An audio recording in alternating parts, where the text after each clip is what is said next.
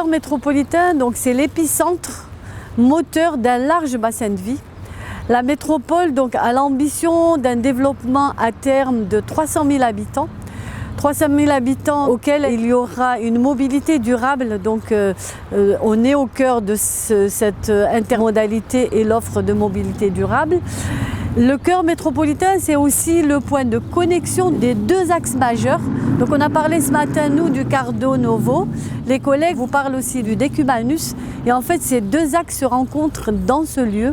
Donc c'est un lieu d'intensité urbaine, c'est le lieu d'une vitrine culturelle, économique de la métropole. C'est aussi le lieu d'une armature commerciale. C'est aussi le lieu d'une offre de proximité pour les habitants du cœur d'Orléans, mais c'est aussi donc le cœur métropolitain qui est aussi la connexion par rapport à des grands projets métropolitains.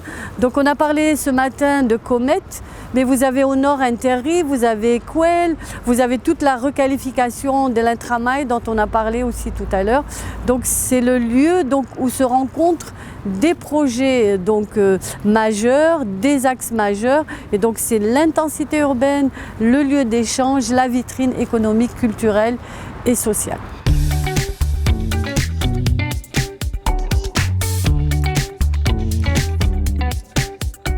La métropole orléanaise occupe une position charnière en matière de déplacement sur le territoire national. Elle est à la croisée des axes routiers et ferroviaires, aussi bien à 1 heure de Paris que plus vers le sud, en lien avec Clermont-Ferrand, Lyon ou Toulouse. Elle est également bien placée en matière de déplacement sur l'axe ligérien.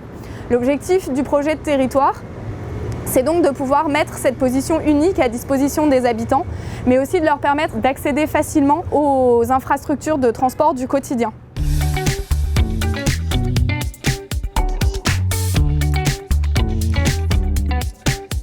Le premier étant d'améliorer l'usage des infrastructures existantes en travaillant à l'apaisement des circulations, travaillant sur les heures de pointe et sur la notion de proximité.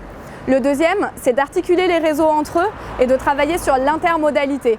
Un mode de déplacement ne suffit pas pour effectuer un déplacement complet, mais c'est bien l'articulation de l'ensemble des modes qui va permettre d'être efficace sur le territoire. Et le projet s'oriente donc plus vers les mobilités durables, actives et collectives. Le dernier point, c'est de proposer une évolution mesurée des axes de circulation et de l'ensemble des infrastructures, une fois les besoins en matière de mobilité analysés.